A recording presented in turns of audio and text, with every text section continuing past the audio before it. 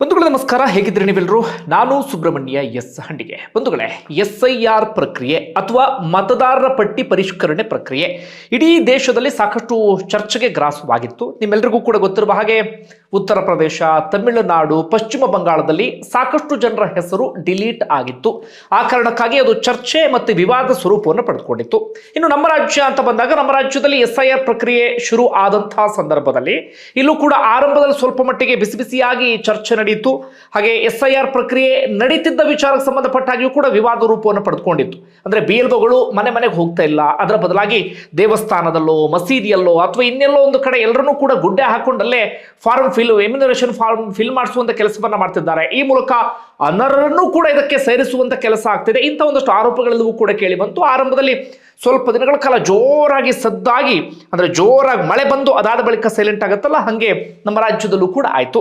ಇನ್ನೊಂದು ಕಡೆಯಿಂದ ರಾಜ್ಯ ಸರ್ಕಾರವೂ ಕೂಡ ಈ ವಿಚಾರವನ್ನು ಆರಂಭದಲ್ಲಿ ತೀರಾ ಗಂಭೀರವಾಗಿ ತೆಗೆದುಕೊಂಡಿತ್ತು. ಹೀಗಾಗಿ DK ಶಿವಕುಮಾರ್ ಒಂದು ಸ್ಟೇಟ್ಮೆಂಟ್ ಅನ್ನು ಕೂಡ ಕೊಟ್ಬಿಟ್ಟಿದ್ರು. ಏನು, ನೀವೇನಾದ್ರೂ ಈ ಮತದಾರರ ಪಟ್ಟಿ ಒಳಗಡೆ ಬಂದಿಲ್ಲ ಅಂತಾದ್ರೆ ಗ್ಯಾರಂಟಿಯನ್ನು ಕೂಡ ಕಳ್ಕೊಂಡು ಬಿಡ್ತೀರಿ, ಅಂದ್ರೆ ಗ್ಯಾರಂಟಿ ಯೋಜನೆಯ ವ್ಯಾಪ್ತಿಯ ಒಳಗಡೆ ನೀವು ಬರೋದಿಲ್ಲ ಎನ್ನುವ ರೀತಿಯಲ್ಲೂ ಕೂಡ DK ಶಿವಕುಮಾರ್ ಹೇಳಿಬಿಟ್ಟಿದ್ರು. ಹೀಗಾಗಿ ರಾಜ್ಯ ಸರ್ಕಾರವು ಸ್ವಲ್ಪ ಸೀರಿಯಸ್ ಆಗಿ ತೆಗೆದುಕೊಂಡ ರೀತಿಯಲ್ಲಿ ಕಾಣಿಸ್ತಾ ಇತ್ತು. ಅದಾದ ನಂತರ ರಾಜ್ಯ ಸರ್ಕಾರದ ಕಡೆಯಿಂದ ಅಂದ್ರೆ ಸಚಿವರು, ಶಾಸಕರು ಯಾರು ಕೂಡ ಸ್ಟೇಟ್ಮೆಂಟ್ ಅನ್ನು ಕೊಡ್ತಾ ಇರಲಿಲ್ಲ. ಸ್ವಲ್ಪ ಮಟ್ಟಿಗೆ ತಣ್ಣಗಾಗಿತ್ತು. ಇತ್ತ BLOಗಳು ತಮ್ಮ ಪಾಡಿಗೆ ತಾವು ಅದಕ್ಕೆ ಸಂಬಂಧಪಟ್ಟಂತ ಕೆಲಸವನ್ನ ಮಾಡ್ತಾ ಇದ್ರು.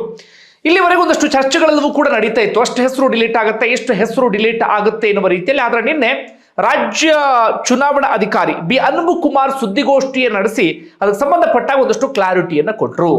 ಈಗ ಅವರು ನಮ್ಮ ಮುಂದೆ ಇಡ್ತಿರುವಂತಹ ಅಂಕಿ ಸಂಖ್ಯೆಯನ್ನು ನೋಡ್ತಾ ಇದ್ರೆ ನಿಜವಾಗ್ಲೂ ಆತಂಕಕಾರಿಯಾಗಿರುವಂತ ಅಂಕಿ ಸಂಖ್ಯೆ.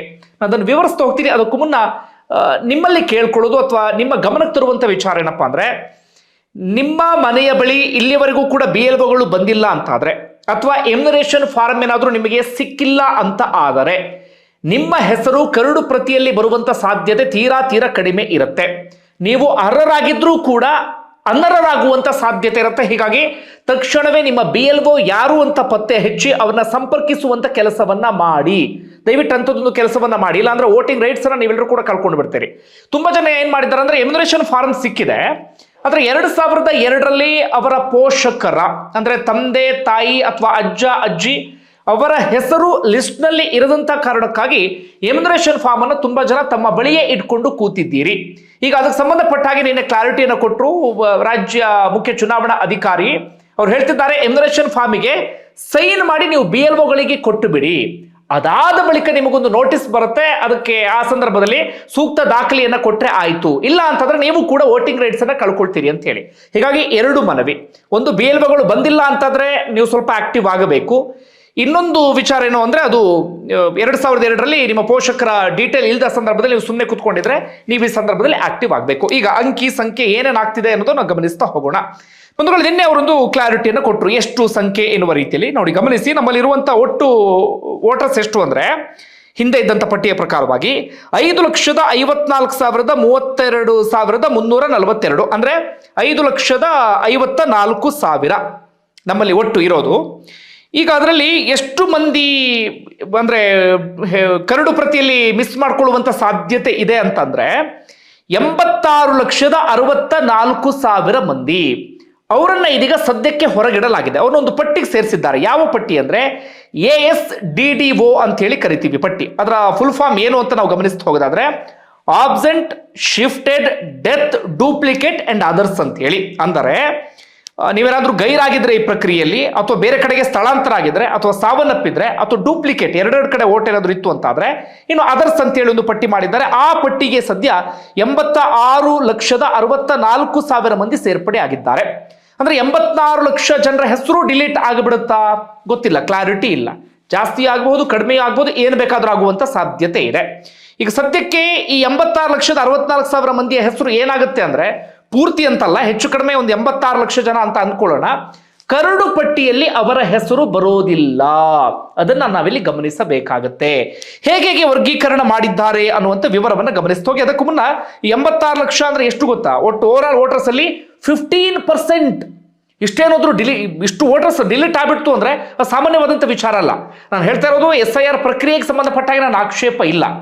ಅನರ್ಹರು ಯಾರೋ ನುಸುಳುಕೋರರು ಇಲ್ಲಿ ಬಂದು ಸೇರ್ಕೊಂಡಿದ್ರೆ, ಯಾವುದೋ ರಾಜಕಾರಣಿಗಳು ಓಟಿನ ಆಸೆಗೋಸ್ಕರ, ನಮ್ಮಲ್ಲಿ ಸಾಕಷ್ಟು ಮಂದಿ ಇದ್ದಾರೆ, ನಾನು ಕಂಡಿದ್ದೇನೆ, ಓಟಿನ ಆಸೆಗೋಸ್ಕರ ಇನ್ನು ಯಾರ್ಯಾರನ್ನೋ ಕರ್ಕೊಂಡು ಬಂದು ಅವರಿಗೆ ಸಿಕ್ತವರಿಗೆ ವೋಟರ್ ಐಡಿಯನ್ನು ಮಾಡಿಸಿ ಕೊಟ್ಟಿದ್ರೆ ಅಂಥವರ ಹೆಸರು ಡಿಲೀಟ್ ಆಗಲಿ. ಆದರೆ ಅರ್ಹರು ಅನರ್ಹರಾಗೋದಕ್ಕೆ ಯಾವುದೇ ಕಾರಣಕ್ಕೂ ಅವಕಾಶ ಸಿಗಬಾರದು. ಆ ಕಾರಣಕ್ಕಾಗಿ ನಾನು ಹೇಳ್ತಾ ಇರೋದು. ಈಗ ನೋಡ್ತಾ ಇರಿ, ನೋಡ್ತಾ ಹೋಗಿ ಏನೇನಂತೇಳಿ. 11,92,000 ಮಂದಿ ಪತ್ತೆಯಾಗದ ಅಂತ ಲಿಸ್ಟಿಗೆ ಬಂದಿದ್ದಾರೆ, ಅಂದ್ರೆ ಗೈರಾಗಿದ್ರು ಅಂತ. BLOಗಳು ಹೋದಂತ ಸಂದರ್ಭದಲ್ಲಿ ಅವ್ರು ಸಿಕ್ಕಿಲ್ವಂತೆ. BLOಗಳು 3 ಸರ್ತಿ ಹೋಗಬೇಕು ಎನ್ನುವಂತ ನಿಯಮ ಇತ್ತು. 3 ಸರ್ತಿ ಹೋಗಿದ್ದಾರಾ ಇಲ್ವಾ ಅದಕ್ಕೆ ಸಂಬಂಧಪಟ್ಟ ಕ್ಲಾರಿಟಿ ಇಲ್ಲ, ಆದ್ರೆ ಒಟ್ಟಾರೆಯಾಗಿ ಹೋದಂತ ಸಂದರ್ಭದಲ್ಲಿ ಸಿಕ್ಕಿಲ್ಲ. ಹೀಗಾಗಿ 11,92,000 ಮಂದಿ. ನಾನು ಆ ಕಾರಣಕ್ಕಾಗಿ ಹೇಳಿದ್ದು, BLOಗಳು ಏನಾದ್ರು ನಿಮ್ಮ ಸಂಪರ್ಕಕ್ಕೆ ಬಂದಿಲ್ಲ ಅಂತ ಆದ್ರೆ, ಎಮ್ಯುನರೇಷನ್ ಫಾರ್ಮ್ ಏನಾದ್ರು ನಿಮಗೆ ಸಿಕ್ಕಿಲ್ಲ ಅಂತ ಆದ್ರೆ ತಕ್ಷಣವೇ BLOಗಳನ್ನ ಸಂಪರ್ಕಿಸಿ. ಈಗಾಗಲೇ ASDDO ಪಟ್ಟಿಗೆ ನಿಮ್ಮ ಹೆಸರು ಬಂದಿದ್ರು ಕೂಡ ರೋಲ್ ಬ್ಯಾಕ್ ಮಾಡೋದಕ್ಕೆ ಅವಕಾಶ ಇದೆ, ಆಗಸ್ಟ್ 8ನೇ ತಾರೀಕಿನವರೆಗೆ ಮಾತ್ರ. ಅದಾದ ಬಳಿಕ ನೀವು ಮಿಸ್ ಮಾಡ್ಕೊಂಡ್ರಿ ಅಂತ ಆದ್ರೆ ಕರಡು ಪಟ್ಟಿಯಲ್ಲಿ ನಿಮ್ಮ ಹೆಸರು ಬರೋದಿಲ್ಲ. ಓಕೆ, ಇದು ಪ್ರಶ್ನೆ ಇರೋದು ಈಗ ಶಾಶ್ವತ ಸ್ಥಳಾಂತರಕ್ಕೆ ಸಂಬಂಧಪಟ್ಟ ಹಾಗೆ. 53,39,000 ಮಂದಿ ಶಾಶ್ವತವಾಗಿ ಸ್ಥಳಾಂತರ ಆಗಿದ್ದಾರಂತೆ. ಹೇಗೆ ಇವ್ರನ್ನ ಪಟ್ಟಿ ಸೇರಿಸಿದ್ದಾರೆ ಅಂದ್ರೆ, BLOಗಳು ಹೋದಂತ ಸಂದರ್ಭದಲ್ಲಿ ಅಕ್ಕಪಕ್ಕದ ಮನೆಯವ್ರು ಹೇಳ್ತಾರೆ, ಇಲ್ಲ ರೀ ಇಲ್ಲಿ ಬೇರೆ ಕಡೆ ಹೋಗಿದ್ದಾರೆ ಅಂತ. ಅಥವಾ ಈಗ ನಾನು ಈ ಮನೆಯಲ್ಲಿ ಬಾಡಿಗೆಗಿದ್ದೀನಿ ಅಂತ ಇಟ್ಕೊಳ್ಳಿ, ನಾನು ಇಲ್ಲಿಂದ ಬಿಟ್ಟು ಹೋಗಿರ್ತೀನಿ, ಇನ್ನು ಯಾರೋ ಇಲ್ಲಿ ಬಾಡಿಗೆ ಬಂದು ಅವ್ರು ಹೇಳ್ತಾರೆ, ಇಲ್ಲ ಈ ವಿಳಾಸವನ್ನ ಕೊಟ್ಟಂತವರು ಬೇರೆ ಕಡೆಗೆ ಶಿಫ್ಟ್ ಆಗಿದ್ದಾರೆ ಎನ್ನುವಂತ ರೀತಿಯಲ್ಲಿ ಇದೇ ಇರುವಂತ ಗೊಂದಲ. ಶಾಶ್ವತ ಸ್ಥಳಾಂತರ ಅಂದ್ರೆ ಎಲ್ಲಿಗೆ ಹೋಗಿದ್ದಾರೆ ಅವರು? ಕರ್ನಾಟಕದಲ್ಲೇ ಇದ್ರೆ ಅವರು ಅರ್ಹ ಮತದಾರರೇ ಆಗ್ತಾರೆ. ಕರ್ನಾಟಕ ಬಿಟ್ಟು ಏನಾದ್ರು ಹೊರಗಡೆ ಹೋಗಿ, ತುಂಬಾ ಜನ ಏನಾಗ್ತಾರೆ ಅಂದ್ರೆ ಕರ್ನಾಟಕದಲ್ಲಿದ್ದಂಥವ್ರು ತಮಿಳುನಾಡಿಗೋ ಕೇರಳಕ್ಕೋ ಇನ್ನೊಂದು ಎಲ್ಲೋ ಕಡೆಗೆ ಹೋಗಿ ಅಲ್ಲಿ ಅವರು ಎನ್ರೋಲ್ ಆಗಿರ್ತಾರೆ, ಅಲ್ಲಿಯ ವೋಟರ್ ಲಿಸ್ಟ್ ಇದಕ್ಕೆ ಬಂದಿರ್ತಾರೆ, ಆಗೇನು ಸಮಸ್ಯೆ ಇಲ್ಲ. ಆದ್ರೆ ಕರ್ನಾಟಕದಲ್ಲೇ ಇದ್ದು, ಉದಾಹರಣೆಗೆ ಈಗ ಬೆಂಗಳೂರಿನ ರಾಜಾಜಿನಗರ ವಿಧಾನಸಭಾ ಕ್ಷೇತ್ರದ ವ್ಯಾಪ್ತಿ ಅಂತ ಇಟ್ಕೊಳ್ಳಿ.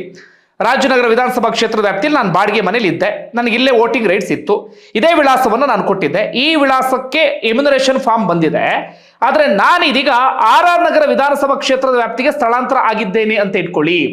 ಆಗೇನು ಕತೆ? ಅವ್ರನ್ನ ಪತ್ತೆ ಹಚ್ಚಿಲ್ವಾ? ಅವರು ಅರ್ಹರಾಗ್ತಾರಲ್ವಾ? ಅವ್ರನ್ನ ಹೇಗೆ ಇದರ ವ್ಯಾಪ್ತಿಯ ಒಳಗಡೆ ತರ್ತೀರಿ? ಇದು ಈಗ ಇಲ್ಲಿ ಇರುವಂತ ಪ್ರಶ್ನೆ. ನಾನು ನಿಮ್ಮ ಗಮನಕ್ಕೂ ಕೂಡ ತರ್ತಾ ಇದ್ದೇನೆ. ನೀವೇನಾದ್ರೂ ಬೇರೆ ಕಡೆಗೆ ಈಗಾಗಲೇ ಶಿಫ್ಟ್ ಆಗಿದ್ರೆ, ಹಿಂದೆ ಬೇರೆ ವಿಧಾನಸಭಾ ಕ್ಷೇತ್ರದಲ್ಲಿ ನಿಮ್ಮ ವೋಟಿಂಗ್ ರೈಟ್ಸ್ ಇದ್ದಿದ್ರೆ, ಅಲ್ಲಿ ನಿಮ್ಮ ವಿಳಾಸ ಇದ್ದು ಆ ವಿಳಾಸಕ್ಕೆ ಎಮ್ಯುನರೇಷನ್ ಫಾರ್ಮ್ ಹೋಗಿ ನಿಮ್ಮ ಕೈಗೆ ಸಿಗದೆ ಇದ್ದರೆ, ಇಲ್ಲಿವರೆಗೂ ಕೂಡ ಸಿಗದೆ ಇದ್ದರೆ, ನಿಮ್ಮ ಹಿಂದಿನ ವಿಳಾಸದ BLO ಯಾರು ಅಂತ ಹೇಳಿ ಪತ್ತೆ ಹಚ್ಚಿ ದಯವಿಟ್ಟು ಅವರ ಕಾಂಟ್ಯಾಕ್ಟ್ಗೆ ಬನ್ನಿ ಅಥವಾ ಅವರ ಗಮನಕ್ಕೆ ತರುವಂತ ಕೆಲಸವನ್ನ ಮಾಡಿ. ಇಲ್ಲ ಅಂತಂದ್ರೆ ನಿಮ್ಮ ವೋಟಿಂಗ್ ರೈಟ್ಸ್ ಅನ್ನ ಕಳೆದುಕೊಳ್ತೀರಿ. ಎಷ್ಟು? 53,39,000 ಮಂದಿ ಶಾಶ್ವತ ಸ್ಥಳಾಂತರ. ಬೇರೆ ರಾಜ್ಯಕ್ಕೆ ಅಥವಾ ಬೇರೆ ದೇಶಕ್ಕೆ ಪರ್ಮನೆಂಟ್ ಆಗಿ ಹೋಗ್ಬಿಟ್ಟಿದ್ರೆ ಮುಗೀತು. ಅದು ನಮ್ಮಲ್ಲೇ ಇದ್ರೆ ಹೆಂಗೆ ಅಂತ. ಈಗ ಯಾದಗಿರಿ ಅವರು ಇನ್ನೊಂದು ಯಾವುದು ಬೆಂಗಳೂರಿಗೆ ಬಂದಿದ್ರು ಅಂತ ಇಟ್ಕೊಳ್ಳಿ, ಅಥವಾ ಬೆಂಗಳೂರಿನವರು ಇನ್ನೊಂದು ಯಾವುದೋ ಕಡೆಗೆ ಶಿಫ್ಟ್ ಆಗಿದ್ರೆ ಅವ್ರ ಕತೆ ಏನು ಅನ್ನೋದು ಪ್ರಶ್ನೆ ಬರುತ್ತೆ. ಇನ್ನು 15,14,000 ಮಂದಿ ಸಾವನ್ನಪ್ಪಿದ್ದಾರಂತೆ. 15 ಲಕ್ಷ ಮಂದಿ ಲಿಸ್ಟಲ್ಲಿ ಅವ್ರ ಹೆಸರು ಇತ್ತು, ಆದ್ರೆ ಅವರೆಲ್ಲರೂ ಕೂಡ ಸಾವನ್ನಪ್ಪಿಟ್ಟಿದ್ದಾರೆ. ಇದು ಒಳ್ಳೆ ಕೆಲಸ, ತೆಗೆದಾಕ್ಬೇಕು. ಏನಾಗ್ಬಿಡುತ್ತೆ ಅಂತ ತುಂಬಾ ಸಂದರ್ಭದಲ್ಲಿ ಸಾವನ್ನಪ್ಪಿದವರ ಹೆಸರಲ್ಲಿ ಇನ್ಯಾರೋ ಓಟ್ ಹಾಕುವಂತ ಸಾಧ್ಯತೆಗಳು ತುಂಬಾ ಸಂದರ್ಭದಲ್ಲಿ ಇರುತ್ತೆ. ಬೇಕಾದಷ್ಟು ನಾವು ಅದಕ್ಕೆ ಉದಾಹರಣೆನೂ ಕೂಡ ಗಮನಿಸಿದ್ದೇವೆ. ಸಾವನ್ನಪ್ಪಿದ ಅದನ್ನು ಹೆಂಗೆ ಕನ್ಫರ್ಮ್ ಮಾಡ್ಕೊಂಡಿದ್ದಾರೆ ಅಂದ್ರೆ ಮರಣ ಪ್ರಮಾಣ ಪತ್ರ ಅಥವಾ ಅವರ ಸಂಬಂಧಿಕರಿಂದ BLOಗಳು ಸಹಿಯನ್ನು ಹಾಕ್ಸ್ಕೊಂಡು ಬಂದಿರ್ತಾರೆ. ಇನ್ನು 5,74,000 ಇದೆ ಡೂಪ್ಲಿಕೇಟ್, ನಕಲಿ, ಒಂದಕ್ಕಿಂತ ಹೆಚ್ಚು ಕಡೆ ನೋಂದಣಿ ಮಾಡ್ಕೊಂಡಿದ್ರಂತೆ. ನೋಡಿ, 5,74,000 ಮಂದಿ. ಒಂದಷ್ಟು ಜನ ಗಮನಕ್ಕೆ ಬರದೇ ಇಂಥವು ಎಡವಟ್ ಆಗಿರ್ತವೆ, ಒಂದಷ್ಟು ಜನ ಗೊತ್ತಿದ್ದು 2 ಕಡೆ ವೋಟಿಂಗ್ ರೈಟ್ಸ್ ಅನ್ನ ಇಟ್ಕೊಂಡಿರ್ತಾರೆ. ಉದಾಹರಣೆಗೆ ಈ ತೀರ್ಥಹಳ್ಳಿ ಅಂತ ಇಟ್ಕೊಳ್ಳಿ, ನಾನು 100 ತೀರ್ಥಹಳ್ಳಿ ಇರ್ತೀನಿ ಅಂತ ಇಟ್ಕೊಳ್ಳಿ, ಅಲ್ಲೊಂದು ವೋಟರ್ ID, ಬೆಂಗಳೂರಿಗೆ ಬಂದಿರ್ತೀನಲ್ಲ ಬೆಂಗಳೂರಲ್ಲಿ ಒಂದು ವೋಟರ್ ID. ಈ ರೀತಿ 5,74,000 ಮಂದಿ.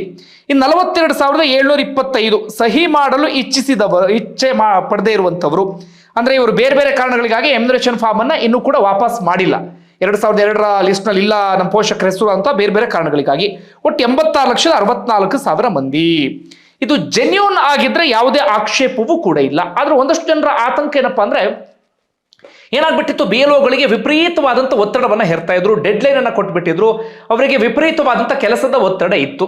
ಆ ಕಾರಣಕ್ಕಾಗಿ ಏನಾದ್ರು BLOಗಳು ಎಮ್ಯುನರೇಷನ್ ಫಾರ್ಮ್ ಅನ್ನ ತಲುಪಿಸಬೇಕಾದಂತ ತಲುಪಿಸದೆ ಅವರನ್ನೇನಾದ್ರೂ ಈ ಪತ್ತೆ ಆಗದವರು ಎನ್ನುವಂಥ ಲಿಸ್ಟಿಗೆ ಸೇರಿಸ್ಬಿಟ್ಟಿದ್ರೆ, ಅಥವಾ ಶಾಶ್ವತ ಸ್ಥಳಾಂತರ ಎನ್ನುವಂಥ ಲಿಸ್ಟಿಗೆ ಸೇರಿಸ್ಬಿಟ್ಟಿದ್ರೆ, ಅಥವಾ ಇನ್ನೊಂದು ಯಾವುದೋ ಈ ASDDO ಒಂದು ಪಟ್ಟಿ ಇದೆಯಲ್ಲ, ಯಾವುದೋ ಒಂದು ಲಿಸ್ಟಿಗೆ ಹಾಕಿ ಜೈ ಅನ್ಸ್ಬಿಟ್ಟಿದ್ರೆ ಅದು ಇರುವಂತ ಪ್ರಶ್ನೆ.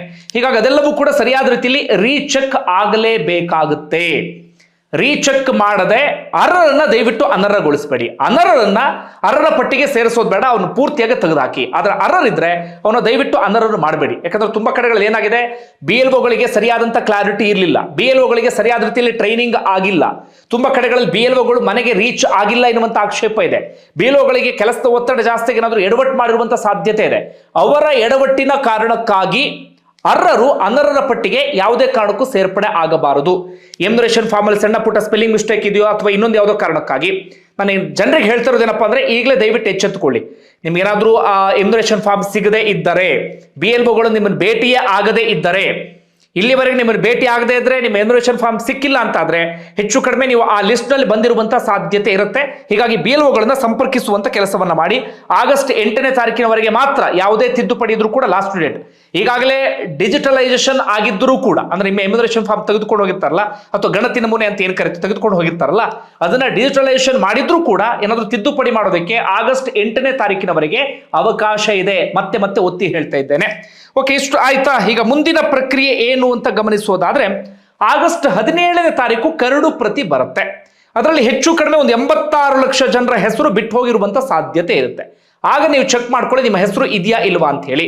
ನೀವು ಅರ್ಹರಾಗಿಯೂ ಕೂಡ ನಿಮ್ಮ ಹೆಸರು ಏನಾದರೂ ಕೈ ತಪ್ಪಿ ಹೋಗಿತ್ತು ಅಂತಾದ್ರೆ ನಿಮಗೆ ಫಾರ್ಮ್ 6 ಅಂತ ಹೇಳಿ ಒಂದು ಕೊಡ್ತಾರೆ. ಆ ಫಾರ್ಮ್ 6 ಮೂಲಕ ಅವರು ಕೇಳುವಂತ ದಾಖಲೆಗಳನ್ನು ಕೊಟ್ಟು ನೀವು ಸೇರ್ಪಡೆ ಆಗೋದಿಕ್ಕೆ ಅವಕಾಶ ಇದೆ.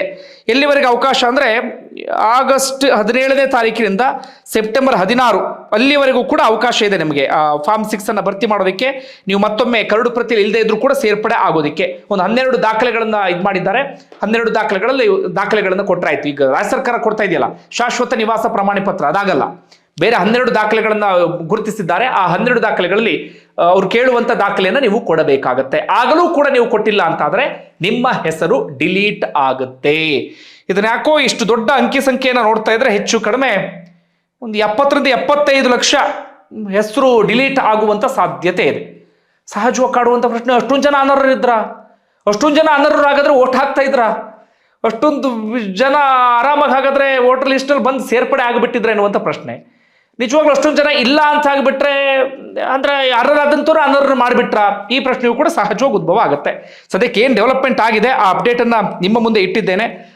ಚುನಾವಣಾ ಅಧಿಕಾರಿಗಳು ಕೂಡ ಯಾವುದೇ ಎಡವಟ್ಟಿಗೆ ಅವಕಾಶ ನೀಡದ ರೀತಿಯಲ್ಲಿ ಇದನ್ನ ಸರಿ ಮಾಡಬೇಕಾಗತ್ತೆ. ಯಾಕಂದ್ರೆ ನಿಜವಾದಂತ ರೈಟ್ಸ್ ಇದ್ದಂಥವ್ರು ಅವಕಾಶವನ್ನ ಯಾವುದೇ ಕಾರಣಕ್ಕೂ ಕಳೆದುಕೊಳ್ಬಾರ್ದು. ರಾಜ್ಯ ಸರ್ಕಾರ ಕೂಡ ಇದು ಸ್ವಲ್ಪ ಮಟ್ಟಿಗೆ ಗಂಭೀರವಾಗಿ ತೆಗೆದುಕೊಳ್ಬೇಕಾಗತ್ತೆ. ಒಂದು ಒಟ್ಟಾರೆ ಏನಂತೀರಿ ಕಮೆಂಟ್ ಬಾಕ್ಸ್ ಅಲ್ಲಿ ಮೆನ್ಷನ್ ಮಾಡಿ. ಕಮೆಂಟ್ ಮಾಡಿ, ಯಾರ್ದಾದ್ರೂ BLOಗಳು ಮನೆಗೆ ಬಂದಿಲ್ವಾ, ಎಮ್ಯುನರೇಷನ್ ಫಾರ್ಮ್ ಸಿಕ್ಕಿಲ್ವಾ, ಏನು ಕತೆ ಅಂತ ಹೇಳಿ ಒಂದಷ್ಟು ನನಗೆ ಗೊತ್ತಾಗ್ಲಿ. ಧನ್ಯವಾದ ವಿಡಿಯೋ ನೋಡಿದ್ದಕ್ಕಾಗಿ.